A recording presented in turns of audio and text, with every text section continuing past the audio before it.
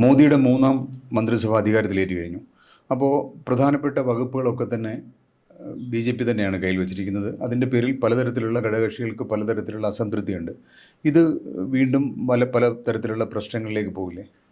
തീർച്ചയായിട്ടും ഈ തവണത്തെ മോദി മന്ത്രിസഭയുടെ പ്രത്യേകത മുമ്പ് ഇല്ലാത്ത പോലെ ഘടകകക്ഷികളുടെ സഹായത്തോടെ പിന്തുണയോടെ മാത്രമേ അധികാരത്തിൽ വരാൻ പറ്റൂ എന്നുള്ള ഒരവസ്ഥയിലാണ് ഈ സർക്കാർ രൂപീകരിച്ചത്. അപ്പോൾ സ്വാഭാവികമായിട്ടും ഈ മന്ത്രിസഭയിലെ വളരെ പ്രധാനപ്പെട്ട ചില വകുപ്പുകളെങ്കിലും ഇതിൽ നിതീഷ് കുമാറിൻ്റെയും ചന്ദ്രബാബു നായിഡുവിൻ്റെയും പാർട്ടികൾക്ക് എങ്കിലും കൊടുക്കും എന്നാണ് പൊതുവെ കരുതപ്പെട്ടിരുന്നത്. പക്ഷേ മന്ത്രിസഭ രൂപീകരണം വന്നപ്പോൾ കണ്ടത് ഏറ്റവും പ്രധാനപ്പെട്ട വകുപ്പുകളെല്ലാം ഇത്തവണയും ബി ജെ പി തന്നെയാണ് കയ്യിൽ വെച്ചിരിക്കുന്നത്. അപ്പോൾ അതിന് ഒരു കണ്ടിന്യൂറ്റിയുടെ ഒരു തുടർച്ചയുടെ ഭാഗമാണ് മൂന്നാമത്തെ സർക്കാർ ഇതിനു മുമ്പുണ്ടായിരുന്ന രണ്ട് സർക്കാരിൻ്റെയും എന്നുള്ള സന്ദേശം നൽകുക എന്നുള്ളതാണ് അതിൻ്റെ പ്രധാനപ്പെട്ട ഉദ്ദേശം എന്നാണ്. പക്ഷേ തീർച്ചയായിട്ടും പ്രത്യേകിച്ച് ഇവർ രണ്ടുപേരും ഈ JDUവും തെലുങ്ക് ദേശം പാർട്ടിയും പല മുന്നണികൾ മാറി മാറി വരുന്ന അതിന് വരാൻ യാതൊരു മടിയില്ലാത്ത പാർട്ടികളാണ്. അതുകൊണ്ട്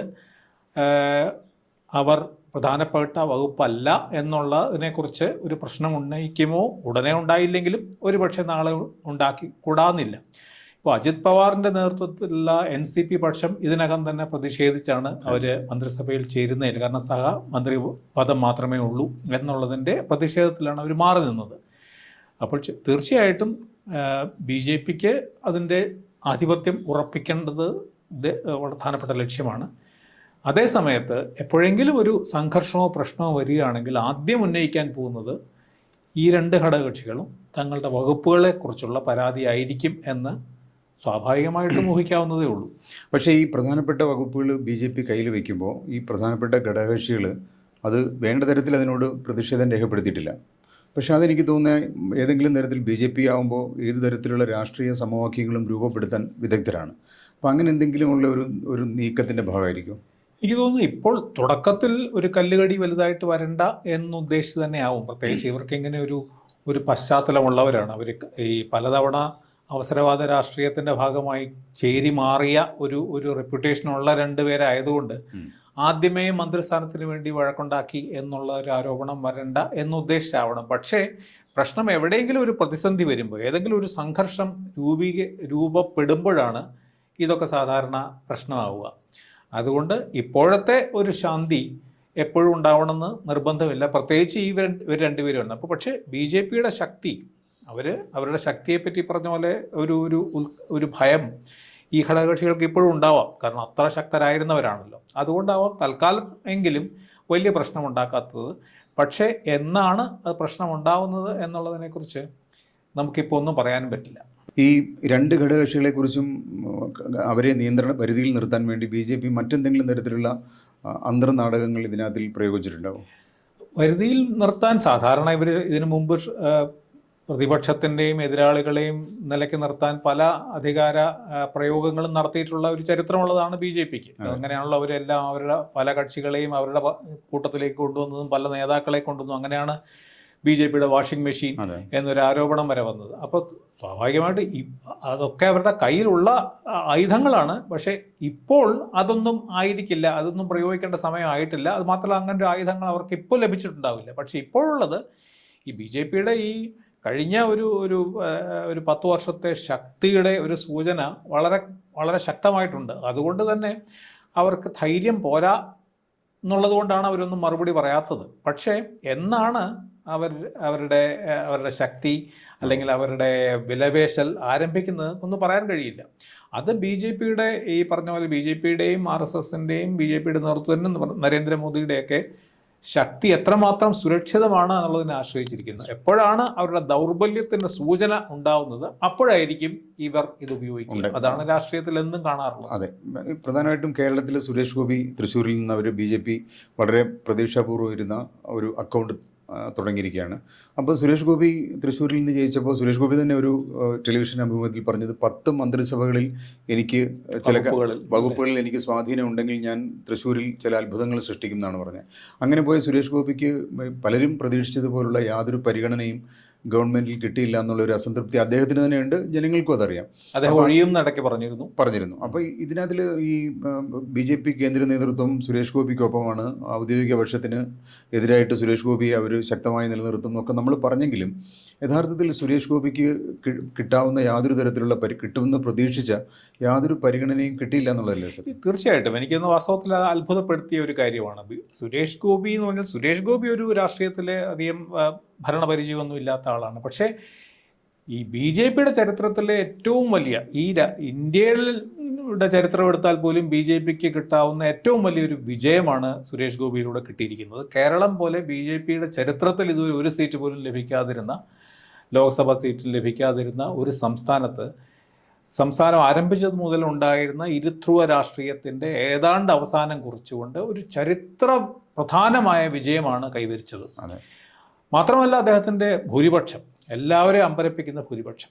അപ്പോൾ രാഷ്ട്രീയ ചേരികൾക്കപ്പുറത്ത് സുരേഷ് ഗോപിക്ക് ആകർഷിക്കാനായ വോട്ടുകളുടെയും കൂടെ സൂചനയാണ്. അപ്പോൾ തീർച്ചയായിട്ടും ഇന്ത്യയിലെ BJPയുടെ ചരിത്രത്തിൽ, അല്ലെങ്കിൽ ജനസംഘത്തിൻ്റെ ചരിത്രത്തിൽ, സംഘപരിവാരത്തിൻ്റെ ചരിത്രത്തിൽ തന്നെ ഏറ്റവും വലിയ ഒരു നേട്ടം അത് നരേന്ദ്രമോദി തന്നെ അത് അംഗീകരിക്കുകയും ചെയ്തു. ഉണ്ടാക്കി കൊടുത്ത ഒരാളെന്ന നിലയ്ക്ക് സുരേഷ് ഗോപിക്ക് പരിഗണന ലഭിച്ചില്ല എന്നുള്ളതിനെപ്പറ്റി ഒരു സംശയവുമില്ല. അത് സത്യപ്രതിജ്ഞ നടക്കുമ്പോൾ തന്നെ വാസ്തവത്തിൽ അതിൻ്റെ ഏറ്റവും മന്ത്രിമാരായിട്ട് സത്യപ്രതിജ്ഞ ചെയ്യാനുള്ളവരുടെ നിരയിൽ ഏറ്റവും പിന്നിൽ ഇരുന്ന സുരേഷ് ഗോപി 51ാമത്തെ ആളോ മറ്റോ ആയിട്ടാണ് സത്യപ്രതിജ്ഞ ചെയ്തിരിക്കുന്നത്. വാസ്തവത്തിൽ അത് വളരെ നിരാശാജനകമായിട്ടുള്ള ഒരു കാര്യമാണ്, അത്ഭുതപ്പെടുത്തുന്ന ഒന്നാണ്. അത് സുരേഷ് ഗോപിക്ക് എന്നുള്ളതിൻ്റെ അപ്പുറത്ത് കേരളത്തിൽ BJPയുടെ അജണ്ട മുന്നോട്ട് കൊണ്ടുപോകാനും സഹായിക്കുന്ന ഒന്നാണെന്ന് എനിക്ക് തോന്നുന്നില്ല. കാരണം കേരളത്തിൽ വികസനം കൊണ്ടുവരുമെന്നും, മന്ത്രി വന്നാൽ ഉടനെ പല മന്ത്രിമാരാവും, അവരെല്ലാവരും പുതിയ പുതിയ വികസന സഹായം ചെയ്യും, UDFനും LDFനെയും മടുത്തിരിക്കുന്ന കേരളത്തിലെ ജനങ്ങൾക്ക്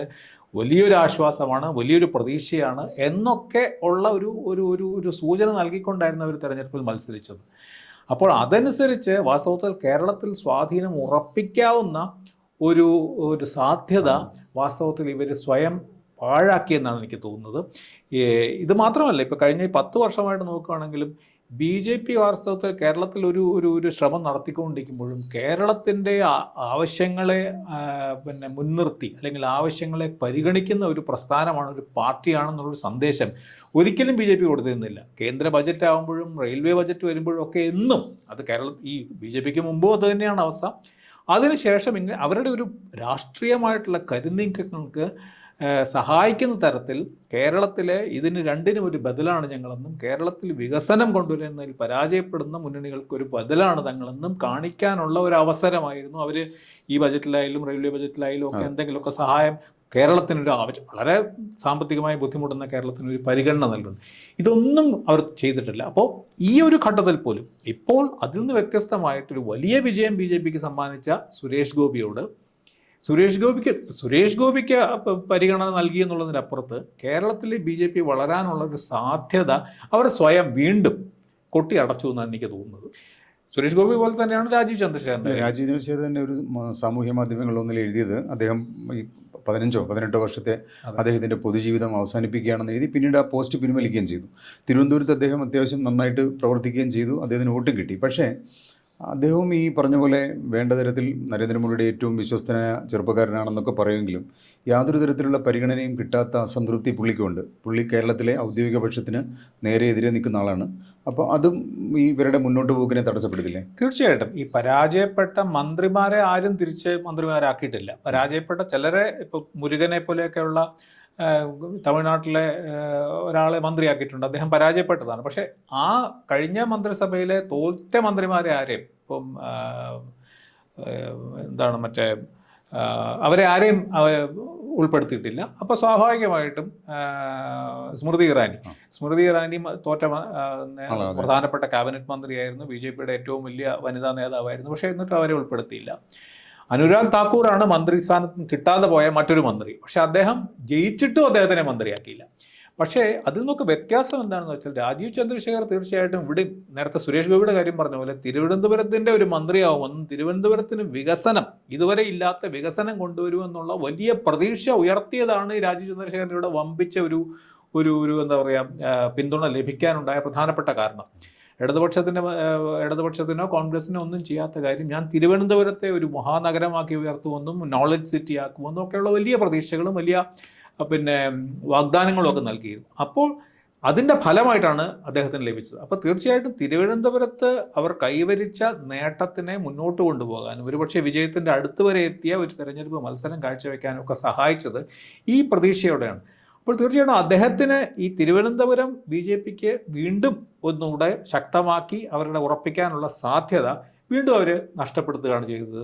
രാജീവ് ചന്ദ്രശേഖരനെ പൂർണ്ണമായിട്ട് അവഗണിച്ചിട്ടുണ്ട്. രാജീവ് ചന്ദ്രശേഖർ ഇപ്പം തോറ്റത് കൊണ്ട് അദ്ദേഹം മന്ത്രിയാവാൻ പാടില്ല എന്നൊന്നുമില്ല. അദ്ദേഹം കഴിഞ്ഞ മന്ത്രിസഭയിലുണ്ടായിരുന്നു, വളരെ പിന്നെ അതിലൊരു പ്രധാനപ്പെട്ട വകുപ്പ് കൈകാര്യം ചെയ്തതാണ്. അപ്പം ഏറ്റവും പ്രധാനം എനിക്കൊന്ന് BJP ഇതുവരെ ഈ കേരളത്തോട് കാണിച്ചിരുന്ന ഈ അവഗണന, തുടർന്ന് വരുന്ന ഒരു അവഗണന, ഈ വിജയത്തിൻ്റെ ഒരു പൊളിറ്റിക്കൽ അവരുടെ തന്നെ ലക്ഷ്യങ്ങൾക്ക് പോലും വിരുദ്ധമായി മാറുന്നതിൻ്റെ ഒരു കൃത്യമായ സൂചനയാണ് ഇപ്പോഴും കേരളത്തിൻ്റെ കാര്യം വരുമ്പോൾ ഇങ്ങനെ ഒരു അവഗണന. 2 സഹമന്ത്രി പദം മാത്രമാണ് കേരളത്തിൽ ഇത്രയധികം വലിയ മുന്നേറ്റം നടത്തിയ BJP ഇത്തവണയും നൽകിയിരിക്കുന്നത്. അപ്പോൾ കേരളത്തിൽ ഒരു വലിയ മാറ്റം കുറിക്കാനുള്ള ഒരു സാധ്യത BJP സ്വയം നഷ്ടപ്പെടുത്തിയെന്നാണ് എനിക്ക് തോന്നുന്നത്. ജോർജ് കുര്യൻ്റെ തീർച്ചയായിട്ടും ഒരു വലിയ പരിഗണനയാണ്. അദ്ദേഹം അത്ര വളരെ പ്രധാനപ്പെട്ട സ്ഥാനങ്ങളിലൊന്നും ഇരുന്ന ആളല്ല. ന്യൂനപക്ഷങ്ങളുടെ ഇടയിൽ BJPക്ക് കിട്ടിയിരിക്കുന്ന ഒരു പുതിയ സ്വാധീനം, അതിനെ ഉറപ്പിക്കാൻ ഒരുപക്ഷെ ജോർജ് കുര്യൻ്റെ ഈ പദവി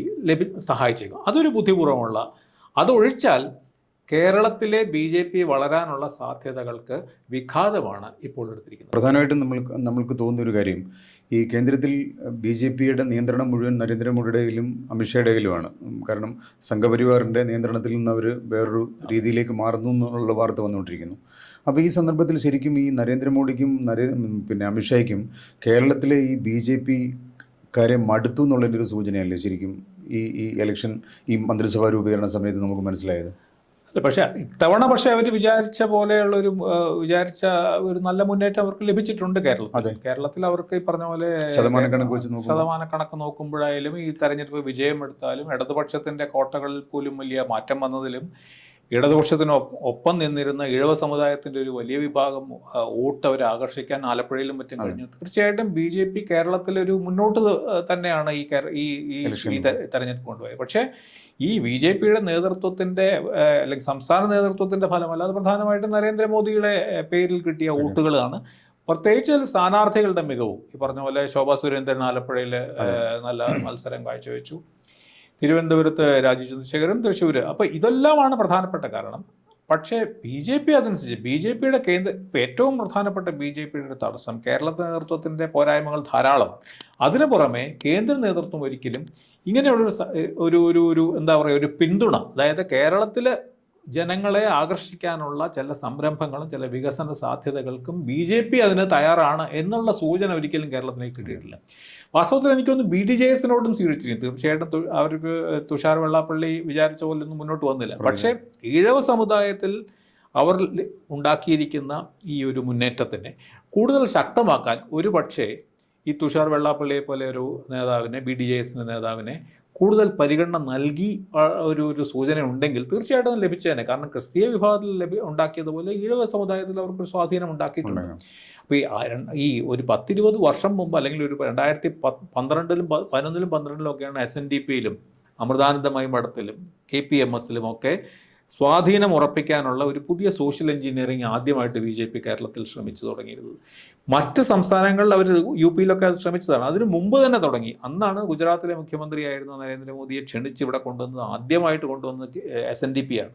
അതിനുശേഷം KPMS-ന്റെ പുലയസഭയുടെ സമ്മേളനത്തിൽ കൊണ്ടുവന്നു, അമൃതാനന്ദമയിയുടെ ആശ്രമത്തിൽ കൊണ്ടുവന്നു. ഇങ്ങനെ കേരളത്തിലെ പിന്നോക്ക വിഭാഗങ്ങൾക്കിടയിൽ ഒരു വലിയ സ്വാധീനം ഉറപ്പിക്കാനുള്ള ഒരു വലിയ സമർത്ഥമായ ഒരു നീക്കം 2010-ലും 2011-ലും 2012-ലും ഒക്കെ ചെയ്തതിനു ശേഷം അവർ പതുക്കെ അതങ്ങ് ഉപേക്ഷിച്ച് ക്രിസ്തീയ വിഭാഗങ്ങളെ പിന്നെ ആകർഷിക്കാനായി പിന്നത്തെ ശ്രമം. അപ്പോൾ ആ സോഷ്യൽ എഞ്ചിനീയറിംഗ് അവർക്ക് മുന്നോട്ട് കൊണ്ടുപോകാൻ കഴിഞ്ഞില്ല എന്നുള്ളത് വളരെ പ്രധാനപ്പെട്ട പരാജയമാണ്.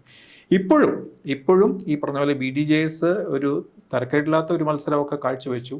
എന്നിട്ടും BDJS-നെ വേണ്ട പോലെ പരിഗണിക്കുകയോ അതിൻ്റെ നേതാക്കളെ പരിഗണിക്കുകയോ ഒന്നും ചെയ്യാതിരിക്കുന്നത് വാസ്തവത്തിൽ കേരള നേതൃത്വത്തിൻ്റെ കുഴപ്പമാണോ ദേശീയ നേതൃത്വത്തിൻ്റെ കുഴപ്പമാണോ എന്ന് അറിഞ്ഞുകൂടാ. BJP വളരണമെന്നോ ആഗ്രഹിക്കുന്ന ഒരാളല്ല ഞാൻ. പക്ഷേ BJPയുടെ ഈ രാഷ്ട്രീയമായിട്ടുള്ള കണക്കുകൂട്ടലുകളിൽ ഇങ്ങനെയുള്ള വലിയ പരാജയങ്ങൾ ഉണ്ടാവുന്നുണ്ട് കേരളത്തിലെ സംബന്ധിച്ചിടത്തോളം ഉണ്ടെന്നുള്ളതിനെ പറ്റി ഇന്നലെ ഡൽഹിയിലുള്ള ഒരു മാധ്യമപ്രവർത്തകൻ എൻ്റെ സുഹൃത്ത് സംസാരിച്ചപ്പോൾ പറഞ്ഞത് ഇവരുടെ ഹിന്ദി കേട്ടിട്ട് മടുത്തിട്ടാണ് ഇവർ ഒഴിവാക്കി നിർത്തുന്ന ഒരു സംഭവം. ചിലപ്പോൾ അതും ആവാം.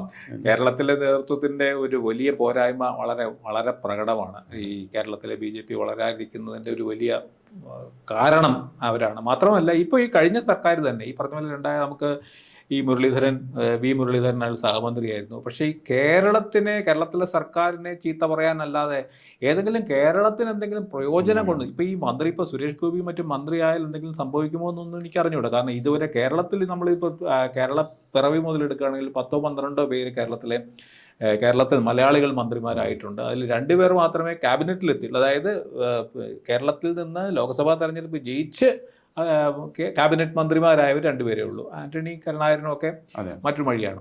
ആദ്യമായത് പനമ്പള്ളി ഗോവിന്ദമേനോനും KP ഉണ്ണികൃഷ്ണനുമാണ്. അവർ 2 പേരും ക്യാബിനറ്റ് പദവിയിലിട്ടു. ഇപ്പോൾ 10-12 പേരുണ്ട്. രണ്ടാം UPയുടെ സർക്കാരിൻ്റെ കാലത്ത് 8 പേർ കേരളത്തിൽ നിന്നായിരുന്നു. 2 പേർ കേന്ദ്ര ക്യാബിനറ്റിലും ആന്റണി കരുണാകരനും ഒക്കെ ക്യാബിനറ്റിൽ വന്നു.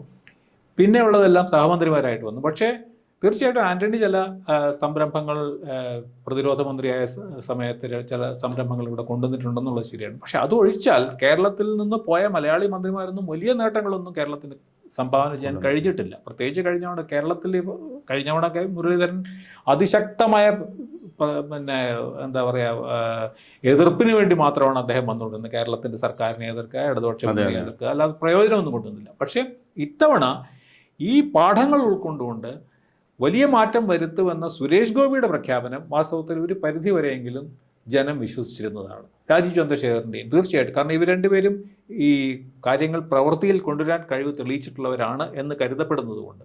പക്ഷേ അതിനുള്ള അവസരം നഷ്ടപ്പെടുത്തി. സഹമന്ത്രി എന്ന് പറഞ്ഞാൽ ക്യാബിനറ്റ് മീറ്റിങ്ങുകളിൽ പോലും പങ്കെടുക്കാനുള്ള അധികാരമില്ലാത്ത ഒരു അലങ്കാര പദവിക്ക് അപ്പുറത്ത് സാധാരണ സഹമന്ത്രിമാർക്കൊന്നും പ്രത്യേകിച്ച് ചെയ്തിട്ടില്ല.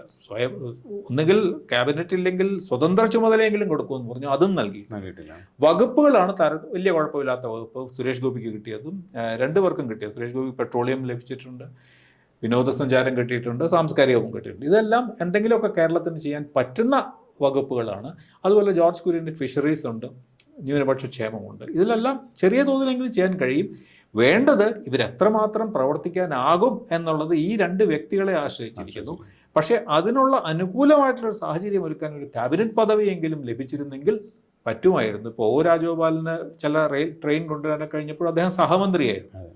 അപ്പോൾ എല്ലാ BJP ഭരണകാലത്തും സഹമന്ത്രി സ്ഥാനത്തിനപ്പുറത്ത് മലയാളികൾക്ക് ആർക്കും ഒന്നും കൊടുത്തിട്ടില്ല. കോൺഗ്രസ് കാലത്ത് കുറച്ചെങ്കിലും ലഭിച്ചിട്ടുണ്ട്. അപ്പോൾ അതിൽ നിന്നൊരു മാറ്റം ഉണ്ടാവാനുള്ള സാധ്യത, അർഹിക്കുന്ന സാധ്യത, കാരണം സുരേഷ് ഗോപിക്ക് മാത്രമല്ല കേരളത്തിലെ BJPയുടെ മുന്നേറ്റം എന്ന് പറയുന്നത് ഇന്ത്യ മുഴുവൻ ശ്രദ്ധിച്ച ഒരു മുന്നേറ്റമാണ്. അതിനനുസരിച്ചുള്ള ഒരു പരിഗണന BJP കൊടുത്തിട്ടില്ല എന്നുള്ളതിനെ പറ്റി ഒരു സംശയമില്ല.